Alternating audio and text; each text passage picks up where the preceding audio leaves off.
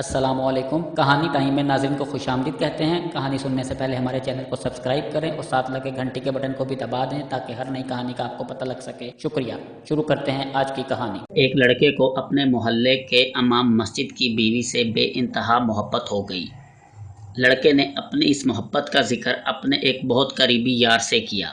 इसने अपने यार से कहा, मुझे इमाम साहब की बीवी से बेइंतहा मोहब्बत है और मैं चाहता हूँ इस मामले में तुम मेरी मदद करो।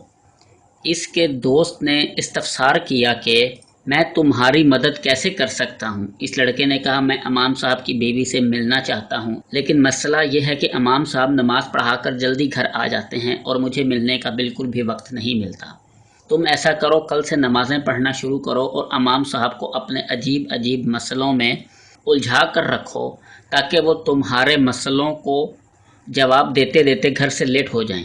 और इसी दौरान मुझे इनकी बीवी से मुलाकात के लिए खूब वक्त मिल जाएगा। इसके दोस्त ने कहा, यह तो कोई मसला ही नहीं। इससे अगले दिन वो लड़का नमाज़ पढ़ने के लिए चला गया। ये नमाज ना तो अल्लाह के लिए थी और ना ही कोई नेकी की नीयत थी। ये महज अपने दोस्त के गुनाह में एक मुआवनत थी।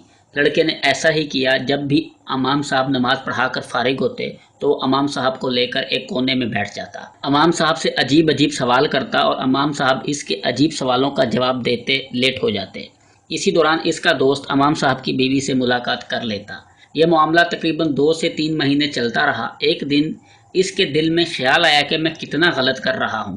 इमाम साहब की बीवी के लिए मैंने क्या किया ताकि मेरा दोस्त खुश हो जाए, लेकिन ये तो गुनाह है जिसका मुझे कल को हिसाब देना है। दुनिया मकाफात अमल है, हो सकता है कल को ये मेरे साथ भी हो जाए।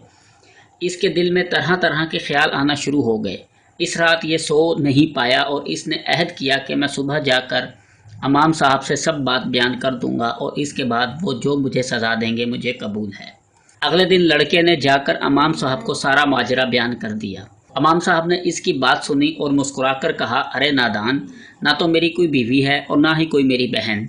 तुम्हारा दोस्त किसकी बीवी को मिलने जाता है? ये बात सुनकर वो लड़का परेशान हुआ और इमाम साहब से कहने लगा, वाकई आपकी शादी नहीं हुई और ना ही आपकी कोई बहन है। इमाम साहब ने कहा, मियाँ तुम्हें गलत फहमी हुई है। लड़का बहुत परेशान हुआ। इसने सोचा, क्यों ना मैं देखूं आखिर वो किसको मिलने जाता है। एक दिन इसने अपने दोस्त का ताक़ुब किया। इसने देखा कि इसका दोस्त इसके घर में दाखिल हुआ और इसी की बीवी के साथ मुलाकात करता रहा। ये देखकर ये लड़का बहुत परेशान हुआ। इसके पाँव के नीचे से जैसे ज़मीन निकल गई। ये हाथ मलता रहा। वाकई दुनिया मकाफात अमल है। जो किसी के लिए गड्ढा खोदेगा वो इसमें खुद ही गिरेगा। अल्लाह ताला फरमाते हैं, गुनाह में किसी का साथ मत दो और नेकी में बढ़ चढ़कर एक दूसरे का साथ दो। और अच्छा दोस्त वही है जो किसी को गुनाह से रोके और उसको अल्लाह की तरफ मुतवज्जा करे।